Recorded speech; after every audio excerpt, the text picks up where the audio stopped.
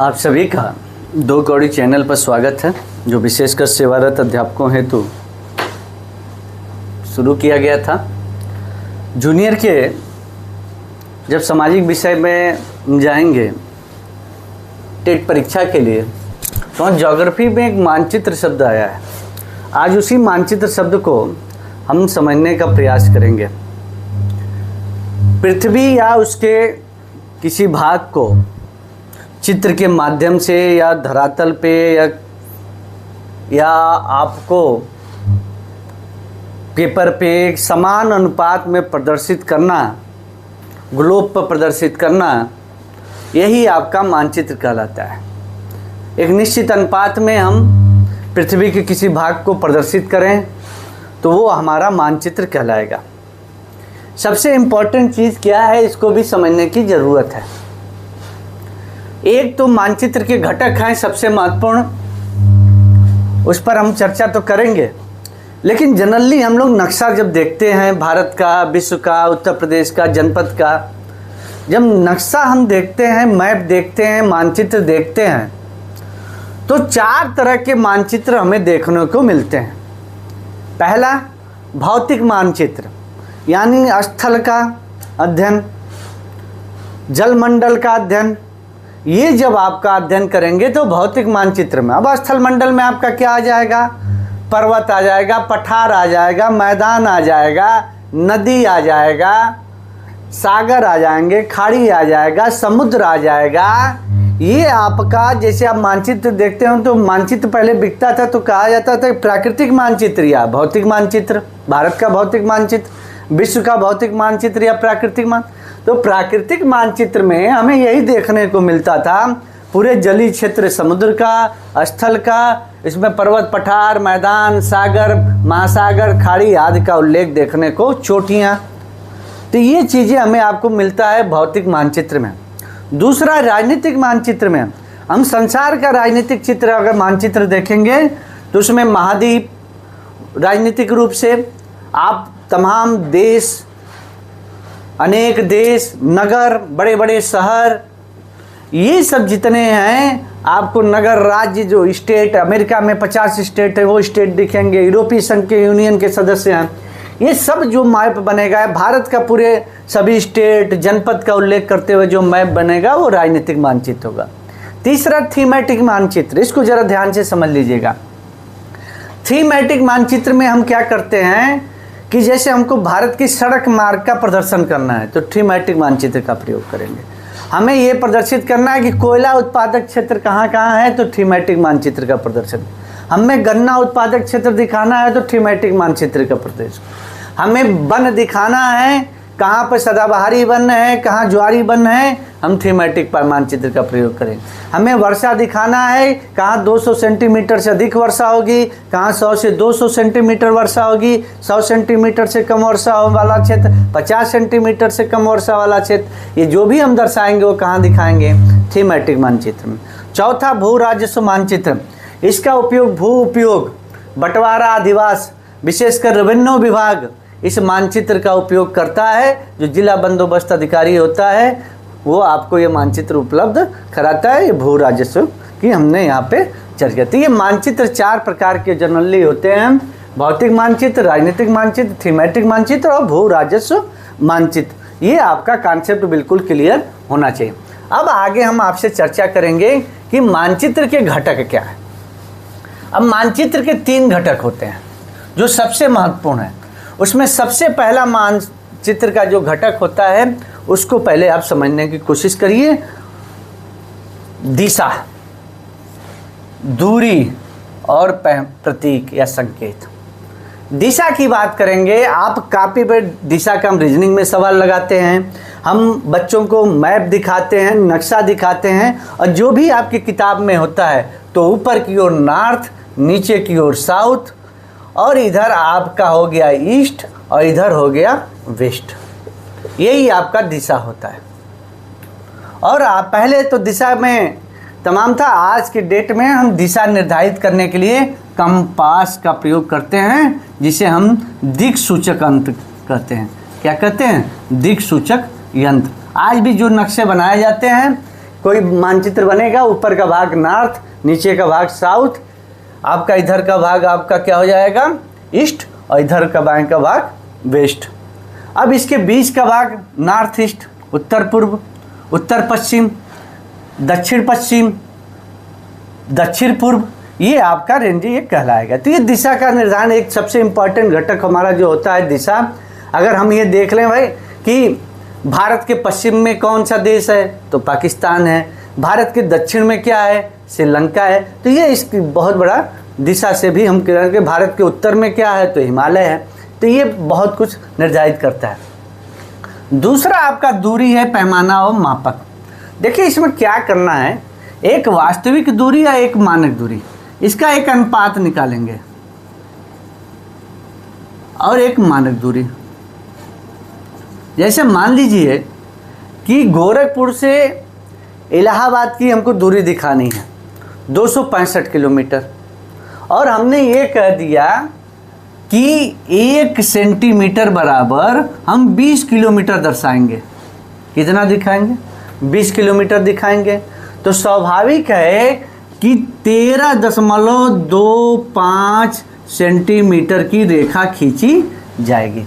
अगर हम ये मान लिए कि हमको गोरखपुर से इलाहाबाद जाना है और एक कल्पना कर लिए कि यहाँ पे 265 किलोमीटर दूर है, ये दूरी कितना दूरी है 265 किलोमीटर दूर है, तो 1 सेंटीमीटर बराबर 20 किलोमीटर, तो वास्तविक दूरी तो हम मान लीजिए 265 और मानक दूरी हमने माना 1 सेंटीमीटर बराबर 20। हम इसको डिवाइड कर लेंगे तो आपका क्या आ जाएगा 13.25 सेंटीमीटर की रेखा से हम प्रदर्शित कर देंगे। ये मैप से भी दिखेगा और स्केल पैमाना आप देखते होंगे कि प्रत्येक मानचित्र के बाएं साइड में आपका मानक मानचित्र भी लिखा होता है कि इसका स्केल आप कभी ध्यान से देखेंगे मानचित्र में तो ये लिखा हुआ है आपको मिलता है। तो ये हमने आपकी दूरी की चर्चा कर लिया, ठीक है। तीसरा जो सबसे इम्पॉर्टेंट है जिस पर हम आपसे डिबेट करने चल रहे हैं वो सबसे इम्पॉर्टेंट है, वो है आपका प्रतीक या संकेत। प्रतीक या संकेत। अब किसी बड़ी वस्तु को, बड़े स्थान को छोटे से रूप में दर्शाने के लिए जिनका हम सहायता लेते हैं उन्हें प्रतीक या संकेत कहते हैं। पहले हम लोग भारत का नक्शा जब जूनियर में पढ़ते थे, प्राइमरी में पढ़ते थे, फिर हम दिखाते थे कि नगर दिखाना है तो ऐसे दिखाएंगे, पर्वत दिखाना है तो मोटे से ऐसे दिखाएंगे। एक आइडिया हम लोग डेवलप करते थे कि ये कैसे, अगर गेहूं दिखाना है तो हम ऐसे ऐसे दिखाएंगे, ये गेहूं का उत्पादक क्षेत्र है। तो ये इस तरह हम लोग यही संकेत और प्रतीक चिन्ह था। अब समस्या ये हुआ कि भाई हमें अंतर्राष्ट्रीय स्तर पर भी इसको समाधान करना है। तो अंतर्राष्ट्रीय स्तर पर बैठक हुआ, उस पर कुछ राय बात बनी और राय बात बनने पर ये हुआ अंतर्राष्ट्रीय जब सहमत बनी तो एक प्रतीकों का निर्माण हुआ जिसको रूढ़ प्रतीक या मूल प्रतीक कहा गया। क्या कहा गया? रूढ़ या मूल प्रतीक कहा गया, जो मानक है अंतर्राष्ट्रीय के कि हमें कौन सी चीज़ कहाँ दिखाना है। जैसे एक आप लोग देखते होंगे कभी भी मैप में पूरी जलाशय या जलीय क्षेत्र को नीला से दिखाया जाता है। जलाशय में यानी जलीय क्षेत्र को किस कलर से दिखाएंगे? नीले से। कलर के आधार पर भी हो सकता है। पर्वत को कैसे दिखाएंगे? भूरे रंग से। पठार को कैसे दिखाएंगे? पीले रंग से। मैदान को कैसे दिखाएंगे? हरे रंग से। हरियाली रहती है तो इसलिए हरे रंग को चॉइस कर लिया। जल जनरली नीला, आसमान से देखने में देखो इसे नीले रंग का। पर्वत आपका भूरे, पठार आपका पीले रंग के हो गया। कुछ और भी अंतर्राष्ट्रीय मानक चिन्ह है, जैसे मंदिर का है, मस्जिद का है, गिरजाघर का है। इनका आप देखे होंगे मंदिर का स्वरूप कैसा होगा, मस्जिद का स्वरूप कैसा होगा, तो उसको आप देख के उसी प्रतीक चिन्ह पर हम बना लेते हैं। जैसे आपका पेड़ है तो पेड़ का आपका जनरली पेड़ के जैसे बन जाता है, पेड़ के जैसे बन जाता है। घास होगा तो ऐसे ऐसे करके घास हो जाता है, और हरे कलर का होगा ऐसे ऐसे करके घास, वो लगेगा कि यहाँ घास के प्रतीक का है। तो ऐसे अंतर्राष्ट्रीय मानक बनाए गए। कुछ और हमने यहाँ पे चर्चा आपसे किया है। इसमें जो हमने ये पहला चर्चा किया है अंतर्राष्ट्रीय सीमा, ये मोटा रहेगा बीच में डाट, मोटा रहेगा बीच में डाट, ये आपका है अंतर्राष्ट्रीय सीमा का, ठीक है। आपको क्लास 6 वाली जब किताब में जाएंगे तो सब कुछ आपको मिल जाएगा। ये आपकी क्या दिखाएगा? राज्य सीमा। ये राज्य की सीमा इससे पतली होती है लेकिन बीच डाट में, और ये आपकी जिला की सीमा। जिला का सीमा हम कैसे दिखाएंगे, इसके बारे में ये प्रतीक चिन्ह है जो हम ये आपका डिस्से डैश करते हैं। ठीक है, इसके बाद ये आपका हमने और भी बनाया है, तो मैंने पहले भी बताया कि जलीय क्षेत्र होगा वो नीले कलर का होगा। तो ये आपका, इसको नीले कलर से आप ऐसे कर दीजिए पूरी तरह से। और ये आपका नदी का है, ये कुआं है, उसका भाग हम जो है नीले कलर से कर देंगे। ये जलाशय है, इसके पूरे भाग को हम नीले कलर से कर देंगे। ये नहर है, इसके बीच का भाग हम नीले कलर से कर देंगे। ठीक है, तो पहले आप समझने की कोशिश करिए, ये जो आपकी दिख रहा है वो किसका प्रतीक है, नदी का। ये किसका प्रतीक है, आपका कुआं का, गोल सा भाग रहेगा बीच में नहीं। ये आपका जलाशय या तालाब का ऐसे प्रतीक, या झील जैसे बना रहता है ऐसे ही बना रहेगा, बीच में ये पूरा भाग नीला रहेगा। ये आपका नहर का प्रतीक है। किसका प्रतीक है, नहर का प्रतीक है। ये चीज़ हमें आपको समझने की ज़रूरत है। और ये आपका जो है पुल, ये आपका नदी का, कुआं का, जलाशय का, नहर का, पुल का। तो ये जैसे ऐसे कुछ प्रतीक चिन्ह है, हमने आपसे चर्चा किया। ये पोस्ट ऑफिस का है, पीयू किसका है, पोस्ट ऑफिस का।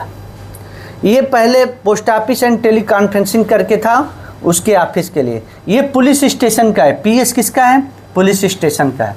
इसके बाद ये आपका हमने ये दो बनाया है, ये जो रेखा दो लाइनें खींची जाएंगी, ये पक्की सड़क का है। कैसी सड़क है, पक्की सड़क। और ये आपका ये डॉट डॉट डॉट करके लाइनिंग चलेगा, ये कच्ची सड़क का। तो कच्ची सड़क रह नहीं गया है, ये कच्ची सड़क है। तो मेरे कहने का तात्पर्य ये है कि ये तमाम जो अंतर्राष्ट्रीय सहमत बना उस पर प्रतीक चिन्ह बनाए गए, और इस पर हमें आपको काम करना चाहिए, जानकारी करना चाहिए। आज के डेट में कुछ 2-3 शब्द नए आ गए हैं ज्योग्राफी में। उसमें एक आपका है सुदूर संवेदन।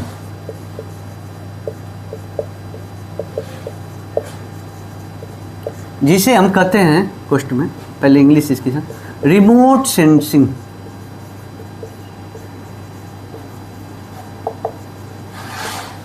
रिमोट सेंसिंग क्या है, उसको हमने समझने की कोशिश कर लीजिए।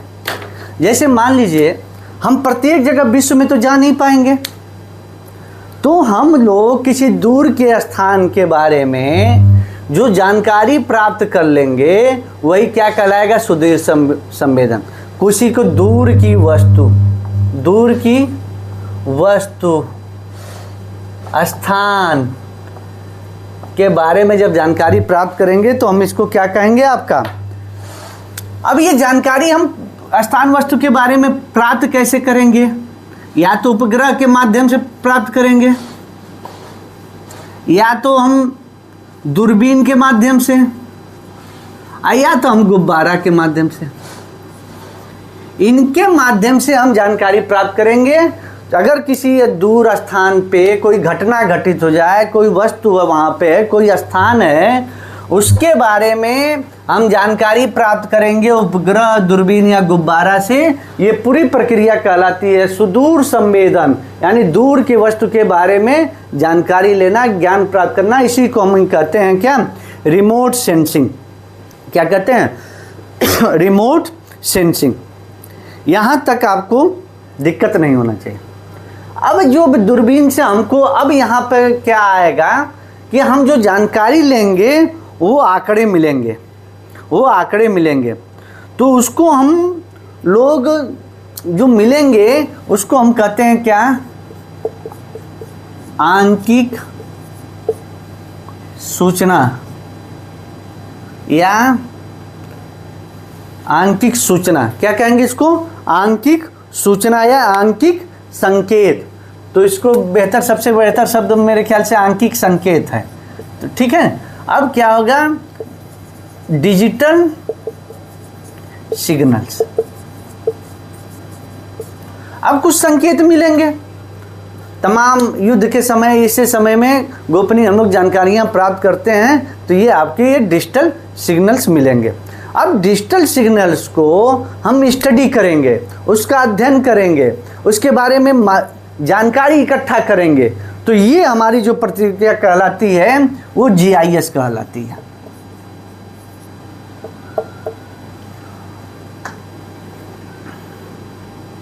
भौगोलिक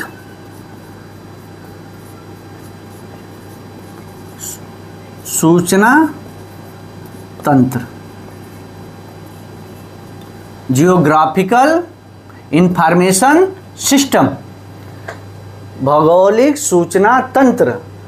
अभी समझिए कि रिमोट सेंसिंग के माध्यम से दूर के वस्तु स्थान या किसी घटना के बारे में उपग्रह दूरबीन गुब्बारा से हम जानकारी प्राप्त करते हैं, फिर उनसे जो संकेत मिलता है उनका हम अध्ययन करते हैं पूरा उस पर, तो ये आपका जो तंत्र विकसित होता है उसी को हम लोग कहते हैं क्या, भौगोलिक सूचना तंत्र, जियोग्राफिकल इंफॉर्मेशन सिस्टम।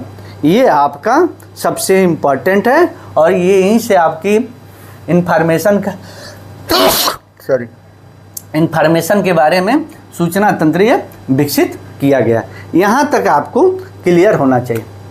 अब इसको जब ये सूचना तंत्र मिला तो हम इनका कंप्यूटर पर मानचित्रण करेंगे। कहाँ पर मानचित्रण करेंगे? आज के डेट में टेक्नोलॉजी के साथ कंप्यूटर पर क्या करेंगे? मानचित्रण करेंगे। जो हमें सूचना मिला वो हम किस पर करेंगे? कंप्यूटर पे मानचित्रण कहलाएंगे। ठीक है, तो ये चीज़ें हमें आपको समझने की कोशिश है कि इसको हम कैसे अंकित करेंगे। तो इसको हम डिजिटल मानचित्रण भी बोलते हैं। कौन सा मानचित्रण बोलेंगे? डिजिटल मानचित्रण भी बोलते हैं, आंकिक मानचित्रण भी बोलते हैं। यानी कुल का मतलब ये है कि कंप्यूटर के सहायता से जो मानचित्रण किया जाएगा उसी को हम कहते हैं क्या? आंकिक मानचित्रण। क्या कहेंगे हम? आंकिक मानचित्रण कहते हैं। ठीक है, तो ये हमें आपको समझना होगा। तो हमने 2 शब्द पकड़ा, 3 शब्द, रिमोट सेंसिंग, जीआईएस और कंप्यूटर के माध्यम से चित्रण होगा वो आंकिक मानचित्रण कहलाएगा, डिजिटल मानचित्रण कहलाएगा। ठीक है, जो मानचित्र के बारे में हमें यही सब कुछ जानना था जिसके बारे में हमने जानकारी प्राप्त की। अगर आपको ये पसंद आए तो इसको लाइक ज़रूर करिएगा। ये चीज़ें काफ़ी इम्पोर्टेंट हैं और अगले बार जो वीडियो हम बनाएंगे तो हम मानचित्र में पूरे विश्व मानचित्र के बारे में, भारत के मानचित्र के बारे में बेहतर तरीके से समझने का प्रयास करेंगे। बहुत बहुत धन्यवाद।